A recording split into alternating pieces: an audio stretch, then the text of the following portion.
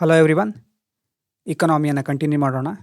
Last ವೀಡಿಯೋದಲ್ಲಿ weekly ರೀಕ್ಯಾಪ್ಗಿಂತ ಮೊದಲು, weekly recap ಅಂತಂದರೆ ಲಾಸ್ಟ್ ಮಾಡಿದ್ದು, ಅದಕ್ಕಿಂತ ಮೊದಲು ನಾವು ಪವರ್ಟಿ ಮೆಷರ್ ಮಾಡೋದ್ರ ಬಗ್ಗೆ ಡಿಸ್ಕಸ್ ಮಾಡ್ತಾ ಇದ್ವಿ. ಎರಡು ಮುಖ್ಯ ಉದ್ದೇಶಗಳಿಗೋಸ್ಕರ ಪವರ್ಟಿ ಮೆಷರ್ ಮಾಡಬೇಕು. ಒಂದು ನ್ಯಾಷನಲ್ ಗ್ರೋತ್ ಅಥವಾ ಪ್ರೋಗ್ರೆಸ್ಸನ್ನು ತಿಳ್ಕೊಳ್ಳಿಕ್ಕೆ, ಇನ್ನೊಂದು ಬೆನಿಫಿಷರಿಗಳನ್ನು ಐಡೆಂಟಿಫೈ ಮಾಡಲಿಕ್ಕೆ. ನ್ಯಾಷನಲ್ ಪ್ರೋಗ್ರೆಸ್ ತಿಳ್ಕೊಳ್ಳಿಕ್ಕೆ ಈಗಾಗಲೇ ಕಮಿಟಿಗಳಿದೆ. ಈಗ ಬೆನಿಫಿಷರಿ ಯಾರು ಐಡೆಂಟಿಫೈ ಮಾಡಲಿಕ್ಕೆ ನಾವೇನು ಮಾಡಿದ್ವಿ, ಲಾಸ್ಟಲ್ಲಿ SECC ಅಲ್ಲಿ ತನಕ ಬಂದು ತಲುಪಿದ್ದೇವೆ.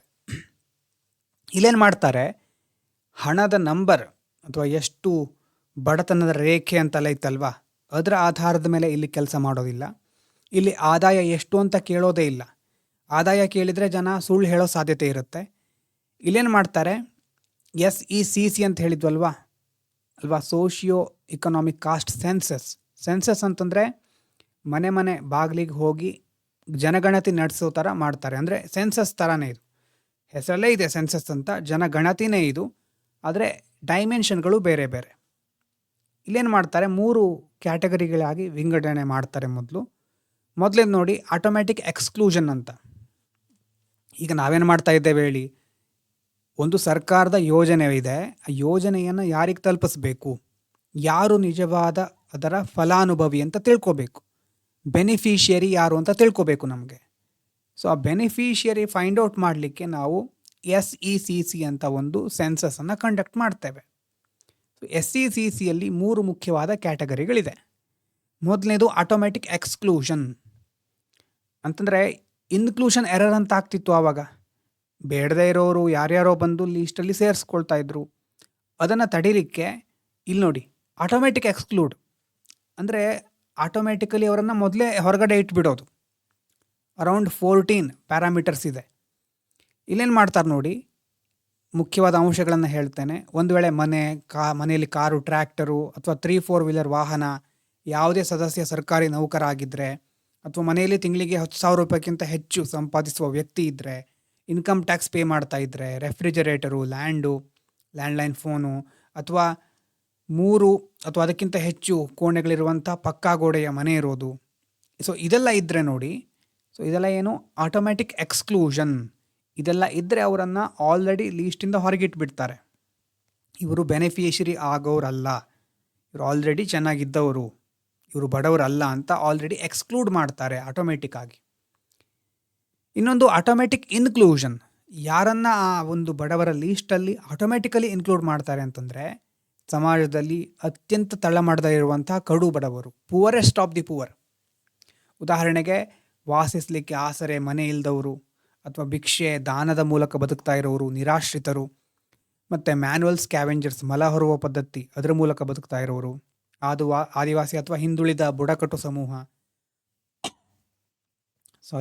ಮತ್ತು ಜೀತ ಕಾರ್ಮಿಕರು ಅಂದರೆ ರಿಲೀಸ್ಡ್ ಬಾಂಡೆಡ್ ಲೇಬರು ಅವರು. ಸೊ ಇವರನ್ನು ಆಟೋಮ್ಯಾಟಿಕಲಿ ಇನ್ಕ್ಲೂಡ್ ಮಾಡ್ತಾರೆ. ಯಾರು ಶ್ರೀಮಂತರೋ ಅವರನ್ನು ಎಕ್ಸ್ಕ್ಲೂಡ್ ಮಾಡಬೇಕು, ಯಾರು ಬಡವರೋ ಅವರನ್ನು ಇನ್ಕ್ಲೂಡ್ ಮಾಡಬೇಕಲ್ವಾ. ಸೊ ಆಟೋಮ್ಯಾಟಿಕ್ ಎಕ್ಸ್ಕ್ಲೂಷನ್ ಅಂತಂದರೆ ತುಂಬ ಲಕ್ಸುರಿಯಸ್ ಲೈಫನ್ನು ಬದುಕ್ತಾ ಇರೋರು ಹೊರಗಡೆ ಇರಬೇಕು, ಕಠಿಣ ಪರಿಸ್ಥಿತಿಯಲ್ಲಿ ಬದುಕ್ತಾ ಇರೋರು ಒಳಗಡೆ ಇರಬೇಕು. ಯಾವುದ್ರ ಒಳಗಡೆ, ಪವರ್ಟಿ ಲೈನ್ ಅಥವಾ ನಾವು ಮಾಡುವಂಥ ಲೀಸ್ಟ್ನ ಫಲಾನುಭವಿಗಳ ಸಾಲಿನಲ್ಲಿ ಇರಬೇಕು. ಮತ್ತು ಕೆಲವರು ಏನೇ ಆಗ್ತಾರೆ, ಈ ಶ್ರೀಮಂತರ ಲೀಸ್ಟಲ್ಲೂ ಬರೋದಿಲ್ಲ, ಕಡು ಬಡವರ ಲೀಸ್ಟಲ್ಲೂ ಬರೋದಿಲ್ಲ. ಅಂಥವರನ್ನು 7 ಇಂಡೆಕ್ಸ್ ಅಥವಾ ಇಂಡಿಕೇಟರ್ಸ್ಗಳ ಮೂಲಕ ಅಳಿತಾರೆ. ಈ ಇಂಡಿಕೇಟರ್ಸ್ಗಳಲ್ಲಿ ಒಂದು ಕುಟುಂಬ ಎಷ್ಟಕ್ಕೆ ಹೌದು ಅಂತ ಉತ್ತರಿಸುತ್ತೋ ಅಷ್ಟು ಬಡತನಕ್ಕೆ ಅದು ಒಳಗಾಗಿದೆ ಅಂತ. ಅಂದರೆ 7 ಪ್ಯಾರಾಮೀಟರ್ ಇದೆ, 7 ಇಂಡಿಕೇಟರ್ ಇದೆ. ಸೊ 7ಅಲ್ಲಿ ಎಷ್ಟಕ್ಕೆ ಎಸ್ ಅಂತ ಹೇಳ್ತಾರೋ ಅಷ್ಟು ಬಡತನದಲ್ಲಿ ಇದ್ದಾರೆ ಅಂತ. ಅಂದರೆ ಉದಾಹರಣೆಗೆ ನೋಡಿ, 16ರಿಂದ 59 ವರ್ಷದೊಳಗಿನ ಯಾವುದೇ ವಯಸ್ಕ ಗಂಡಸು ಇಲ್ಲದ ಕೇವಲ ಮಹಿಳಾ ಪ್ರಧಾನ ಕುಟುಂಬ. ಎಸ್ ಅಂತ ಹೇಳಿದ್ರೆ ಏನಿದಕ್ಕೆ, ಆ ಮನೆಯಲ್ಲಿ ಈ ಒಂದು ಏಜ್ ಗ್ರೂಪಲ್ಲಿರುವಂಥ ಗಂಡಸು ಇಲ್ಲ, ಮತ್ತು ಮಹಿಳಾ ಪ್ರಧಾನ ಕುಟುಂಬ, ಯಾವುದೋ ಮಹಿಳೆಯೇ ಆ ಕುಟುಂಬವನ್ನು ನೋಡ್ಕೊಳ್ತಾ ಇದ್ದಾಳೆ, ಮತ್ತು ದುಡಿಯಲು ಶಕ್ತಿ ಇರುವ ಯಾವುದೇ ಸಾಮಾನ್ಯ ಸದಸ್ಯರಿಲ್ಲದ ವಿಕಲಚೇತನರಷ್ಟೇ ಇರುವ ಕುಟುಂಬ. ಆ ಮನೆಯಲ್ಲಿ ದುಡಿಲಿಕ್ಕೆ ಯಾರ ಹತ್ರ ಸಾಧ್ಯ ಆಗ್ತಾ ಇಲ್ಲ. ಇದಕ್ಕೆ ಎಸ್ ಅಂತ ಹೇಳಿದರೆ ಹೌದು, ಇವರು ಬಡವರು. ಮತ್ತು 25 ವರ್ಷ ಮೇಲ್ಪಟ್ಟಂತಹ ಯಾವುದೇ ಅಕ್ಷರಸ್ಥ ವಯಸ್ಕರಿಲ್ಲದೆ ಇರೋದು, ಲಿಟ್ರಲ್ ಅಡಲ್ಟ್ ಅಲ್ವಾ. ಅಂದರೆ ಅಕ್ಷರಸ್ಥರು ಅಂತಂದರೆ ಓದಲಿಕ್ಕೆ ಬರೆಯಲಿಕ್ಕೆ ಬರೋವರು. ಅವರು ಇಲ್ಲದೆ ಇದ್ದರೆ ಅವರು ಸಹ ಲೀಸ್ಟಲ್ಲಿ ಬರ್ತಾರೆ. ಮತ್ತು ಇದಕ್ಕೆ ಎಷ್ಟು ಎಸ್ ಅಂತ ಹೇಳ್ತಾರೋ ಅಷ್ಟು ಬಡವರು ಅಂತ. ಮತ್ತು ಸ್ವಂತ ಜಮೀನು ಇಲ್ಲದೆ ಕೂಲಿ ಕೆಲಸದ ಮೇಲೆ ಬದುಕ್ತಾ ಇರುವಂತಹ ಕುಟುಂಬ. ಮತ್ತು ಇಷ್ಟು ಮುಖ್ಯವಾದಂತಹ ಪ್ಯಾರಾಮೀಟರ್ಸ್. ಇಷ್ಟು ಕ್ವಶನನ್ನು ಕೇಳ್ತಾರೆ. ಇದಕ್ಕೆ ನಾನು ಡೀಟೇಲಾಗಿ ಎಲ್ಲ ಹೇಳ್ತಾ ಇಲ್ಲ, ಆದರೆ ನಿಮಗೆ ಐಡಿಯಾ ಬರಲಿ. ಮೊದಲನೇದು ಆಟೋಮೆಟಿಕ್ ಎಕ್ಸ್ಕ್ಲೂಷನ್, ಯಾರು ತುಂಬ ಲಕ್ಸುರಿಯಸ್ ಆಗಿ ಬದುಕ್ತಾ ಇದ್ದಾರೋ ಹೊರಗಡೆ ಇಡೋದು. ಆಮೇಲೆ ಆಟೋಮೆಟಿಕ್ ಇನ್ಕ್ಲೂಷನ್, ಕಡು ಬಡವರನ್ನು ಲೀಸ್ಟಿಗೆ ಸೇರಿಸೋದು. ಈ ಎರಡರಲ್ಲೂ ಬರದೇ ಇರೋರನ್ನು ಹೋಗಿ ಪ್ರಶ್ನೆ ಮಾಡೋದು.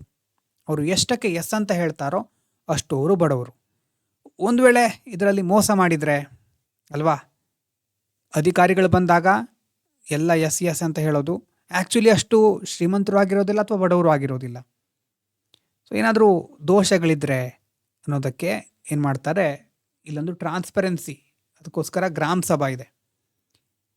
ಅಂದರೆ ಅಧಿಕಾರಿಗಳು ಸಮೀಕ್ಷೆ ಮಾಡಿ ಮುಗಿಸಿದ ನಂತರ ಆ ಫಲಾನುಭವಿಗಳ ಲೀಸ್ಟನ್ನು ಈ ಗ್ರಾಮ ಸಭೆಯ ಸಾರ್ವಜನಿಕ ಸ್ಥಳದಲ್ಲಿ ಪ್ರದರ್ಶನಕ್ಕೆ ಇಡ್ತಾರೆ.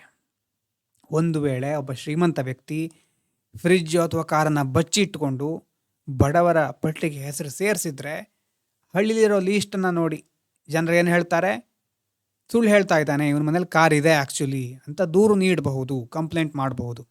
ಸೊ ಹೀಗಾಗಿ ಭ್ರಷ್ಟಾಚಾರ ನಡೆಯುವುದು ತಪ್ಪುತ್ತೆ ಅಂತ ಹೇಳ್ತಾರೆ. ಸೊ ಈ ರೀತಿ ನಮ್ಮ ದೇಶದಲ್ಲಿ ಸೋಷಿಯೋ ಎಕನಾಮಿಕ್ ಕಾಸ್ಟ್ ಸೆನ್ಸಸ್ ಮೂಲಕ ಬಡವರನ್ನು ಅಥವಾ ಬೆನಿಫಿಷಿಯರಿಗಳನ್ನು ಫೈಂಡ್ ಔಟ್ ಮಾಡ್ತಾರೆ. ಸೊ ನಮ್ಮ ದೇಶದಲ್ಲಿ ಆಯಿತು. ಇನ್ನು ಇಡೀ ಜಗತ್ತಿನಲ್ಲಿ ಬಡವರ ಬಗ್ಗೆ ಮುಖ್ಯವಾದ ಕಾರ್ಯಕ್ರಮಗಳಿರುತ್ತೆ ಅಲ್ವಾ, ಅವರನ್ನು ಸಹ ನಾವು ಹೇಗೆ ಕನ್ಸಿಡರ್ ಮಾಡೋದು? ಅಮೇರಿಕದಲ್ಲಿ ಯಾರು ಬಡವರೋ ಅವರು ಭಾರತದಲ್ಲಿ ಶ್ರೀಮಂತರಾಗಿರ್ಬೋದು. ಭಾರತದಲ್ಲಿ ಯಾರು ಶ್ರೀಮಂತರೋ ಅಥವಾ ಭಾರತದಲ್ಲಿ ಯಾರು ಬಡವರೋ ಅವರು ಬೇರೆ ಯಾವುದೋ ದೇಶದಲ್ಲಿ ಬೇರೆ ಥರ ಆಗ್ಬೋದು. ಆಫ್ರಿಕಾದ ಪರಿಸ್ಥಿತಿ ಬೇರೆ, ಭಾರತದ ಪರಿಸ್ಥಿತಿ ಬೇರೆ, ಅಮೇರಿಕಾ ಬೇರೆಯೇ. ಸೊ ಆರ್ಥಿಕ ಪರಿಸ್ಥಿತಿ ಬೇರೆ ಬೇರೆ ಆಗಿದ್ದಾಗ ಎಲ್ಲ ದೇಶಗಳಲ್ಲೂ ಇವರೇ ಬಡವರು ಅಂತ ಹೇಳಲಿಕ್ಕಾಗೋದಿಲ್ಲ. ಅದಕ್ಕೋಸ್ಕರ ವರ್ಲ್ಡ್ ಬ್ಯಾಂಕ್ ಏನು ಮಾಡುತ್ತೆ, ಕನ್ಸಂಪ್ಷನ್ ಎಕ್ಸ್ಪೆಂಡಿಚರನ್ನು ಆಧರಿಸ್ಕೊಂಡು ಬಡತನವನ್ನು ಲೆಕ್ಕ ಹಾಕುತ್ತೆ ಅಲ್ವಾ, ವಿಶ್ವ ಬ್ಯಾಂಕು. ಆದರೆ ಪ್ರತಿ ದೇಶದ ಅಭಿವೃದ್ಧಿ ಬೇರೆ ಬೇರೆ ಹಂತದಲ್ಲಿರುತ್ತೆ. ಸೊ ಲೆಕ್ಕ ಹಾಕೋಕ್ಕಿಂತ ಮೊದಲು ಆದಾಯದ ಆಧಾರದ ಮೇಲೆ ವರ್ಗೀಕರಣ ಮಾಡ್ತಾರೆ, ದೇಶಗಳನ್ನು ವರ್ಗೀಕರಣ ಮಾಡ್ತಾ ಇದ್ದಾರೆ. ಅಂದರೆ GNI ಪರ್ ಕ್ಯಾಪಿಟ, ಒಟ್ಟು ರಾಷ್ಟ್ರೀಯ ತಲಾ ಆದಾಯ, ಅದರ ಆಧಾರದ ಮೇಲೆ 4 ಗುಂಪುಗಳಾಗಿ ವಿಭಜಿಸ್ತಾರೆ.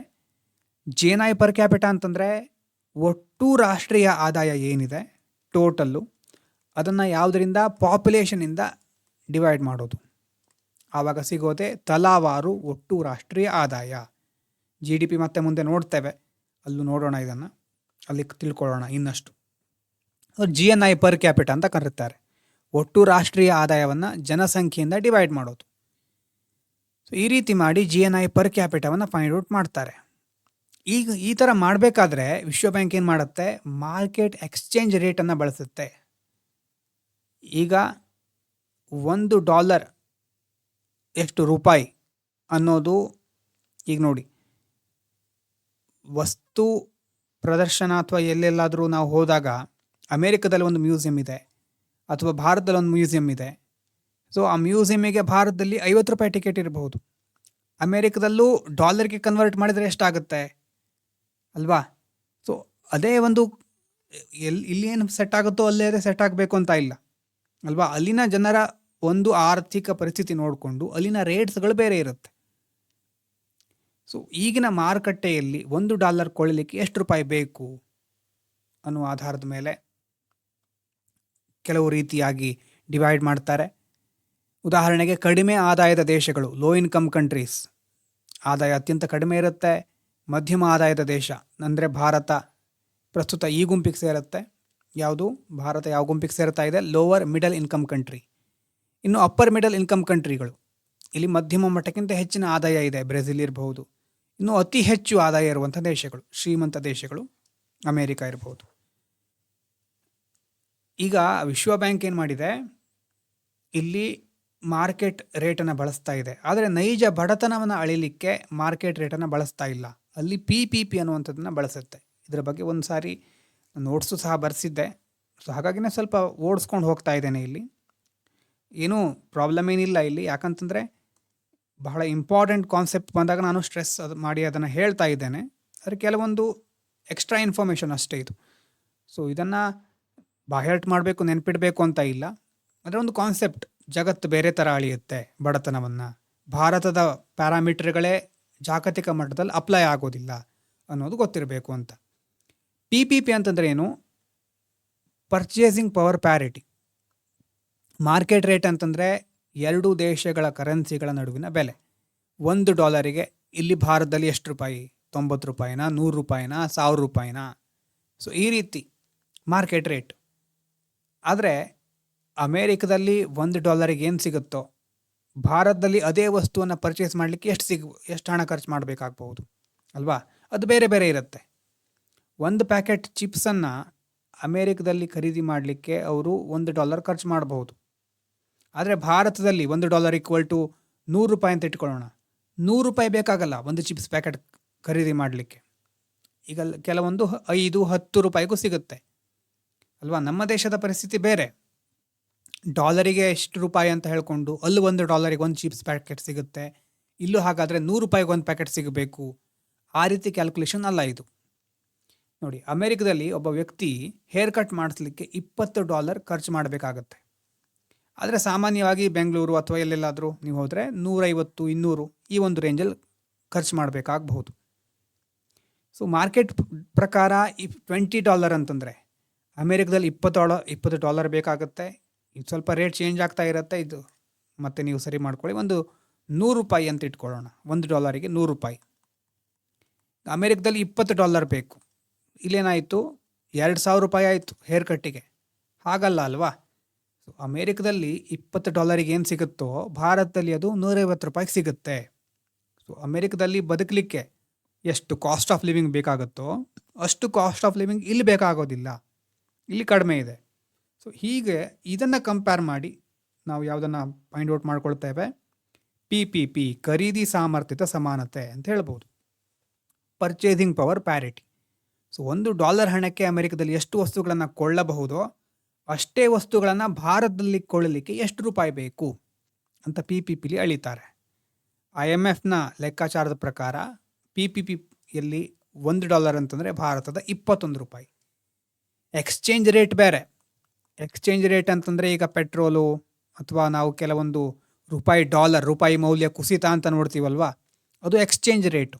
$1ಗೆ 90ರಿಂದ 95, 96, 80 ಈ ಥರ ಆಗ್ತಾ ಇರೋದು. PPP ಅಂತಂದರೆ ಅಮೇರಿಕದಲ್ಲಿ $1ಗೆ ಎಷ್ಟು ವಸ್ತುಗಳನ್ನು ಖರೀದಿ ಮಾಡಬಹುದೋ ಅಷ್ಟೇ ವಸ್ತುಗಳನ್ನು ಭಾರತದಲ್ಲಿ ಖರೀದಿ ಮಾಡಲಿಕ್ಕೆ ಎಷ್ಟು ರೂಪಾಯಿ ಬೇಕು?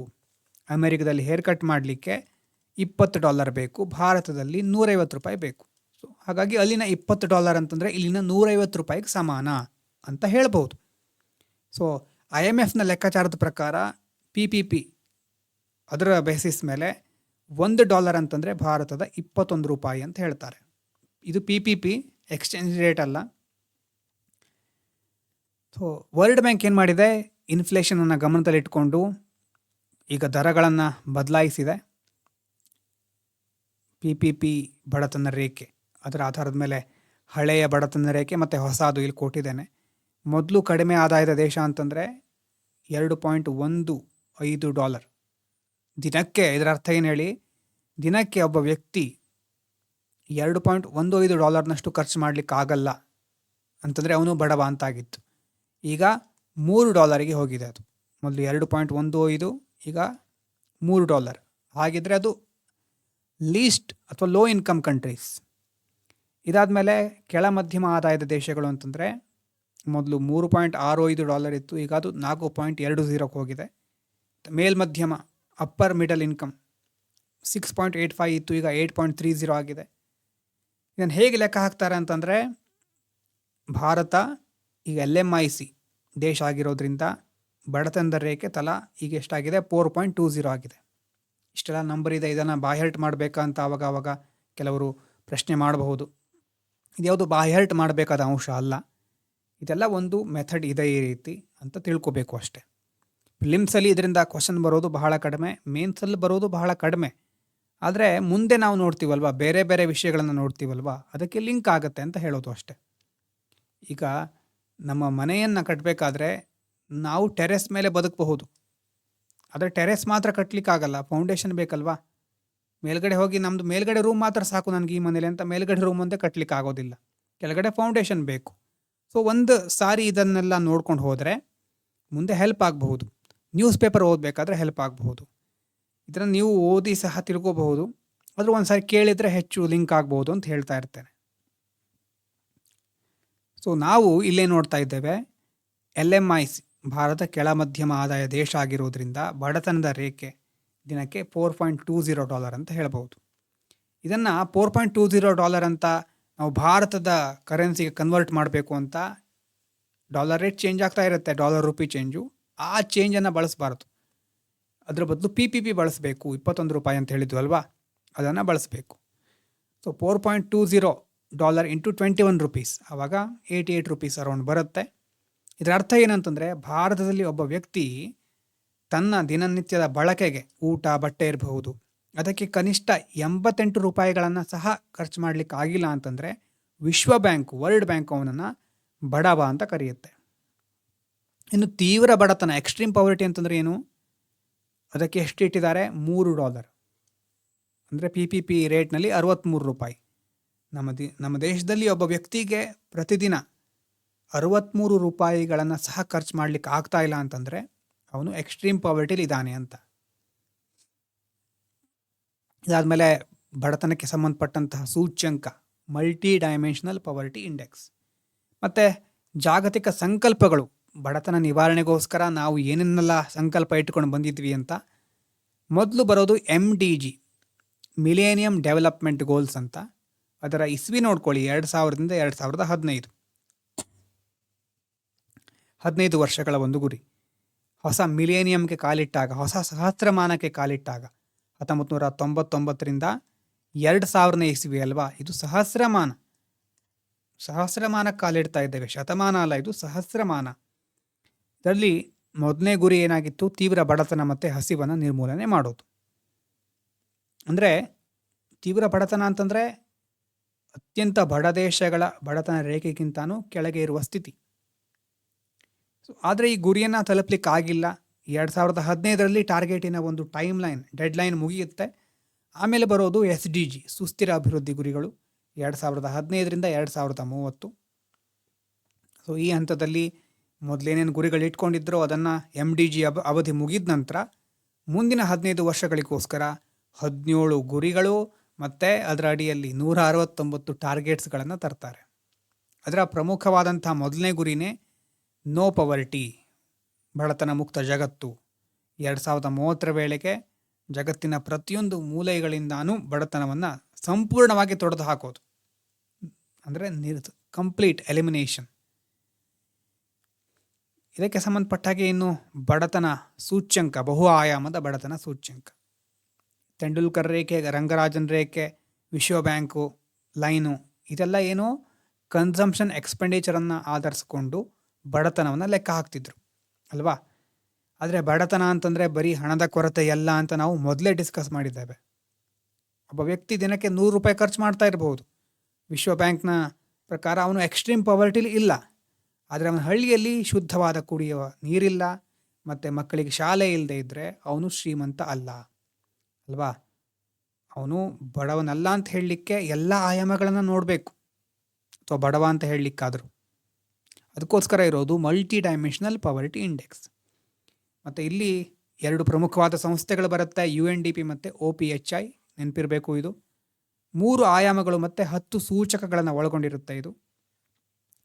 ಇದರಲ್ಲಿ ಆರೋಗ್ಯ 1/3 ವೇಟ್ ಇದೆ. ಇದಕ್ಕೆ ಹೆಲ್ತಿಗೆ ಸಂಬಂಧಪಟ್ಟ ಹಾಗೆ ನ್ಯೂಟ್ರಿಷನ್ ಮತ್ತು ಚೈಲ್ಡ್ ಮೋರ್ಟಾಲಿಟಿ, ಕುಟುಂಬದಲ್ಲಿ ಅಪೌಷ್ಟಿಕತೆ ಇದೆಯಾ, ಅಥವಾ 5 ವರ್ಷಗಳಲ್ಲಿ ಯಾವುದೇ ಮಗು ಮರಣ ಹೊಂದಿದೆಯಾ, ಚೈಲ್ಡ್ ಮೋರ್ಟಾಲಿಟಿ. ಆಮೇಲೆ ಶಿಕ್ಷಣ 1/3, ಇದು ಸಹ ಹಾಗೆ. ಅದರ ಜೊತೆ ಶಿಕ್ಷಣದಲ್ಲಿ ಇಯರ್ಸ್ ಆಫ್ ಸ್ಕೂಲಿಂಗ್ ಮತ್ತು ಸ್ಕೂಲ್ ಅಟೆಂಡೆನ್ಸ್, ಕುಟುಂಬದ ಸದಸ್ಯರಲ್ಲಿ ಎಷ್ಟು ಜನ ಶಾಲಾ ಶಿಕ್ಷಣ 6 ವರ್ಷಗಳಷ್ಟು ಮುಗಿಸಿಲ್ವಾ, ಮತ್ತು ಶಾಲಾ ವಯಸ್ಸಿನ ಮಕ್ಕಳು ಶಾಲೆಗೆ ಹೋಗ್ತಾ ಇದ್ದಾರಾ, ಸ್ಕೂಲ್ ಅಟೆಂಡೆನ್ಸ್ ಇದೆಯಾ ಅಂತ ನೋಡೋದು. ಆಮೇಲೆ ಸ್ಟ್ಯಾಂಡರ್ಡ್ ಆಫ್ ಲಿವಿಂಗ್, ಇಲ್ಲಿ ಅವರ ಮನೆಯಲ್ಲಿ ಅಡುಗೆ ಇಂಧನ, ನೈರ್ಮಲ್ಯ, ಕುಡಿಯೋ ನೀರು ವಿದ್ಯುತ್ ಸೌಲಭ್ಯ, ವಸತಿ, ಆಸ್ತಿ, ಸೊ ಇದೆಲ್ಲದ್ರ ಬಗ್ಗೆ ಚೆಕ್ ಮಾಡ್ತಾರೆ. ಸೊ ಈ ರೀತಿ ಮಲ್ಟಿ ಡೈಮೆನ್ಷನಲ್ ಪವರ್ಟಿ ಇಂಡೆಕ್ಸನ್ನು ಮುಖ್ಯವಾಗಿ ಯಾರು UNDP OPHI ಅವರು ಸ್ಟಡಿ ಮಾಡೋದು. ಇನ್ನು ಭಾರತಕ್ಕೆ ಸಂಬಂಧಪಟ್ಟ ಹಾಗೆ ನಮ್ಮ ದೇಶದ MPIಯನ್ನು ನೀತಿ ಆಯೋಗ ಸಿದ್ಧಪಡಿಸುತ್ತೆ ಮತ್ತು ಇದಕ್ಕೋಸ್ಕರ NFHS ಸರ್ವೆಯ ದತ್ತಾಂಶವನ್ನು ಬಳಸ್ತಾರೆ. ಇದರಲ್ಲಿ ಎಕ್ಸ್ಟ್ರಾ 2 ಪ್ಯಾರಾಮೀಟರ್ ಇಂಡಿಕೇಟರ್ಗಳನ್ನು ಆ್ಯಡ್ ಮಾಡ್ತಾರೆ.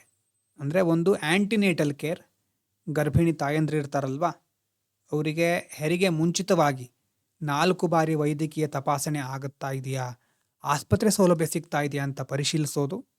ಇದಾದಮೇಲೆ ಬ್ಯಾಂಕ್ ಅಕೌಂಟ್ ಅಂದರೆ ಜೀವನ ಮಟ್ಟದ ಎಷ್ಟು ಬೇಕು ಅಲ್ವಾ, ಒಬ್ಬ ಸದಸ್ಯರಿಗೆ ಒಂದು ಬ್ಯಾಂಕ್ ಖಾತೆ ಇದೆಯಾ ಅಂತ ನೋಡೋದು. ಜನ್ಧನ್ ಯೋಜನೆ ಅದನ್ನು ಜಾರಿಗೊಳಿಸಿದ ಮೇಲೆ ಅದು ಸಕ್ಸಸ್ಫುಲ್ ಆಯಿತಾ, ಬ್ಯಾಂಕ್ ಅಕೌಂಟ್ ನೋಡೋದು. ಸೊ MPIಯಲ್ಲಿ ಬಡವರ ಸಂಖ್ಯೆ ಮಾತ್ರ ನೋಡೋದಿಲ್ಲ, ಅದ್ರ ಜೊತೆ ಹೆಡ್ ಕೌಂಟ್ ರೇಷಿಯೋ ಮತ್ತು intensity of ಪವರ್ಟಿ. Head count ratio ಮೊದಲೇ ಬಂದಿದೆ, ಎಷ್ಟು ಜನ ಬಡವರಿದ್ದಾರೆ, ಎಷ್ಟು % ಇದ್ದಾರೆ ಅಂತ ಅಲ್ವಾ. ಇನ್ನು ಬಡತನದ ತೀವ್ರತೆ, ಆ ಬಡವರು ಯಾವ ಪ್ರಮಾಣದಲ್ಲಿ ಬಡವರು. ಉದಾಹರಣೆಗೆ ಈಗ ಒಂದು ಕ್ಲಾಸಲ್ಲಿ 2 ವಿದ್ಯಾರ್ಥಿಗಳು ಫೇಲ್ ಆಗಿದ್ದಾರೆ, 2 ಅನ್ನೋದು ಹೆಡ್ ಕೌಂಟು ಅಲ್ವಾ, ಅದು ಅನುಪಾತ. ಆದರೆ ಒಬ್ಬರಿಗೆ 34 ಮಾರ್ಕ್ಸ್ ಬಂದಿದೆ, ಇನ್ನೊಬ್ಬರಿಗೆ 5 ಮಾರ್ಕ್ಸ್ ಮಾತ್ರ ಬಂದಿರೋದು. 5 ಮಾರ್ಕ್ಸ್ ಬಂದವರಿಗೆ ಇನ್ನಷ್ಟು ಶಿಕ್ಷಣದ ಅವಶ್ಯಕತೆ ಇದೆ, ಸ್ಥಿತಿ ಗಂಭೀರ ಆಗಿದೆ. ಸೊ ಅದು ಇಂಟೆನ್ಸಿಟಿ, ಅದರ ತೀವ್ರತೆ. ಸೊ MPI ಇದು ಎರಡನ್ನು ಗುಣಿಸ್ಕೊಂಡು ಫೈನಲ್ ಸ್ಕೋರನ್ನು ಕೊಡುತ್ತೆ. ಸೊ ಭಾರತದ ಸರ್ಕಾರದ ಮಾಹಿತಿ ಪ್ರಕಾರ ಬಹು ಆಯಾಮದ ಬಡತನ ನಿರ್ಮೂಲನೆಯಲ್ಲಿ ಭಾರತ ಜಗತ್ತಿನಲ್ಲೇ ದೊಡ್ಡ ಸಾಧನೆಯನ್ನು ಮಾಡಿದೆ. ಹಾಗಾಗಿ 2005-6ರಲ್ಲಿ 53.8% ಇತ್ತು ಬಡವರ ಸಂಖ್ಯೆ, ಈಗ ಅದು 16.4%ಕ್ಕೆ ಭಾರೀ ಕುಸಿತವನ್ನು ಕಂಡಿದೆ. ಅದರ ಅರ್ಥ ಏನು, ಕೋಟ್ಯಂತರ ಜನರು ಬಡತನದಿಂದ ಯಶಸ್ವಿಯಾಗಿ ಹೊರಗೆ ಬಂದಿದ್ದಾರೆ ಅಂತ ಹೇಳ್ತಾ ಇದ್ದಾರೆ. ಸೊ ಇಂತಹ ಮಾಹಿತಿಗಳನ್ನು ನಾವು ಆನ್ಸರ್ ರೈಟಿಂಗ್ನಲ್ಲಿ ಬಳಸ್ಕೋಬೇಕಾಗತ್ತೆ. ಓಕೆನಾ, ಬಡತನ ಮುಖ್ಯವಾದಂಥ ವಿಷಯಗಳು ಇಷ್ಟು. ಸೊ ಒಂದೊಂದೇ ಆಯಾಮಗಳನ್ನು ನೋಡ್ತಾ ಹೋಗೋಣ. ಇವತ್ತಿನ ಈ ಒಂದು ವಿಡಿಯೋದಿಂದ ನೀವು ಯಾವುದನ್ನು ಮುಖ್ಯವಾಗಿ ನೆನಪಿಟ್ಕೊಳ್ಬೇಕು ಅಂತಂದರೆ SECC ಅಂತಂದರೆ ಏನು, ಅದರಲ್ಲಿ 3 ಥರ ಕ್ಯಾಟಗರಿ ಯಾವುದಿರುತ್ತೆ, ಪ್ರತಿಯೊಂದನ್ನು ನೆನಪಿಟ್ಕೊಳ್ಬೇಕು ಅಂತ ಇಲ್ಲ. 3: ಆಟೋಮ್ಯಾಟಿಕ್ ಎಕ್ಸ್ಕ್ಲೂಷನ್, ಆಟೋಮ್ಯಾಟಿಕ್ ಇನ್ಕ್ಲೂಷನ್, ಅದಾದಮೇಲೆ ಉಳಿದಿರೋರಿಗೆ, ಇನ್ಕ್ಲೂಡು ಆಗದೇ ಇರೋರಿಗೆ, ಎಕ್ಸ್ಕ್ಲೂಡು ಆಗದೇ ಇರೋರಿಗೆ, ಉಳಿದಿರ್ತಾರಲ್ವ ಅವರಿಗೆ ಯಾವ ಇಂಡಿಕೇಟರ್ಸ್ ಇದೆ ಅಂತ ನೋಡೋದು. ಸೊ ಅದಾದಮೇಲೆ ವಿಶ್ವ ಬ್ಯಾಂಕಿನ ಪವರ್ಟಿ ಲೈನು, ದೇಶಗಳನ್ನು ಯಾವ ರೀತಿ ಅಳಿತಾರೆ, ಮತ್ತು ಎಕ್ಸ್ಟ್ರೀಮ್ ಪವರ್ಟಿ, ಬಡತನವನ್ನು ಯಾವ ರೀತಿ ವಿಶ್ವ ಬ್ಯಾಂಕ್ ಅಳಿಯುತ್ತೆ ಅನ್ನೋದು. ಪರ್ಚೇಸಿಂಗ್ ಪವರ್ ಪ್ಯಾರಿಟಿ ಅಂತಂದರೆ ಏನು, ಆ ಉದಾಹರಣೆ ಇನ್ನೊಂದು ಸಾರಿ ಓದಿ, ಈಸಿ ಇದೆ ಅದು. ಪರ್ಚೇಸಿಂಗ್ ಪವರ್ ಪ್ಯಾರಿಟಿ ಅಂತಂದರೆ ಎಕ್ಸ್ಚೇಂಜ್ ರೇಟ್ ಅಲ್ಲ, ಅಲ್ಲಿ ಕೆಲವು ವಸ್ತುಗಳನ್ನು ಖರೀದಿಸಲಿಕ್ಕೆ ಎಷ್ಟು ಹಣ ಖರ್ಚಾಗ್ತಾ ಇತ್ತೋ ಅದೇ ವಸ್ತುಗಳನ್ನು ಖರೀದಿಸಲಿಕ್ಕೆ ಇಲ್ಲೆಷ್ಟು ಹಣ ಖರ್ಚಾಗ್ತಾ ಇದೆ. ಮತ್ತು ಇತ್ತೀಚೆಗಿನ ಡೇಟಾ ಇದನ್ನು ನೋಡಿದ್ವಿ. ನಿಜವಾದ ಎಕಾನಮಿ ಇನ್ನೂ ಶುರು ಆಗಿಲ್ಲ. ಈ ಪವರ್ಟಿ, ಹ್ಯೂಮನ್ ಡೆವಲಪ್ಮೆಂಟ್ ಇಂತಹ ಕೆಲವು ಅಂಶಗಳನ್ನು ಮೊದಲೇ ಹೇಳಿದ್ರೆ ಮುಂದೆ ನ್ಯೂಸ್ ಪೇಪರ್ ಓದಬೇಕಾದ್ರೆ ಇದೆಲ್ಲ ಬರ್ತಾ ಇರುತ್ತೆ ಅಲ್ವಾ. ಹಾಗಿದ್ದಾಗ ಅದನ್ನು ಅರ್ಥ ಮಾಡ್ಕೋಬಹುದು ಈಸಿಯಾಗಿ. ಇಲ್ಲಿ ಬಹಳ ದೊಡ್ಡ ಕಾನ್ಸೆಪ್ಟ್ಗಳು ಯಾವುದೂ ಇಲ್ಲ, ಅದನ್ನು ನೀವೇ ಓದ್ರೂ ಗೊತ್ತಾಗುತ್ತೆ. ಅಂದರೆ ಓದಬೇಕು, ನೆನಪಿರೋದು ಓದಿದಾಗ, ಕೇಳಿದಾಗ ಲಿಂಕ್ ಸಿಗ್ತಾ ಹೋಗುತ್ತೆ. ಈಗ ನೀವು ಏನು ಕೇಳಿದ್ರೆ ಇಷ್ಟೊತ್ತು, ಈಗ ಮತ್ತೆ ಓದಬೇಕಾದ್ರೆ ಒಂದು ಲಿಂಕ್ ಸಿಗುತ್ತೆ, ಇದನ್ನು ಕೇಳಿದ್ದೆ ಅಂತ ಮೊದಲು, ಅದಕ್ಕೋಸ್ಕರ ಕೇಳಬೇಕು. ಮತ್ತು ಕೆಲವೊಂದು ಮುಂದೆ ಬರುವಂತಹ ಕೆಲವು ಕಾನ್ಸೆಪ್ಟ್ಗಳನ್ನು ನಾನು ಬೇರೆ ಬೇರೆ ಸ್ಲೈಡ್ಸ್ ಮೂಲಕ ಎಕ್ಸ್ಪ್ಲೇನ್ ಮಾಡ್ತೇನೆ. ಇದೆಲ್ಲ ಈಸಿಯಾಗಿ ಅರ್ಥ ಆಗ್ಬೋದು ಅಂದ್ಕೊಂಡು ಜಸ್ಟ್ ಮೆನ್ಷನ್ ಮಾಡ್ತಾ ಹೋಗ್ತಿದ್ದೇನೆ. ಮತ್ತು ಯಾರೂ ಫೆಲೋಶಿಪ್ ಅಥವಾ ಕೆಲವೊಂದರಲ್ಲಿ ಹಿಂದೆ ನೋಡಿದ್ರು ವೀಡಿಯೋವನ್ನು, ಇದೆಲ್ಲ ಮೊದಲೇ ಬರೆಸಿದ್ದೆ, ನಾನು ಆಲ್ರೆಡಿ ನೋಟ್ನಲ್ಲಿ ಬರೆಸಿದ್ದೆ. ಸೊ ಆದರೂ ಹೊಸದಾಗಿ ಕೇಳ್ತಾ ಇರೋರಿಗೂ ಏನೂ ಪ್ರಾಬ್ಲಮ್ ಇಲ್ಲ, ಒಂದು ಸಾರಿ ನೋಟ್ಸ್ ಓದಿ ಆದರೆ. ಓಕೆನಾ? Yes, thank you so much.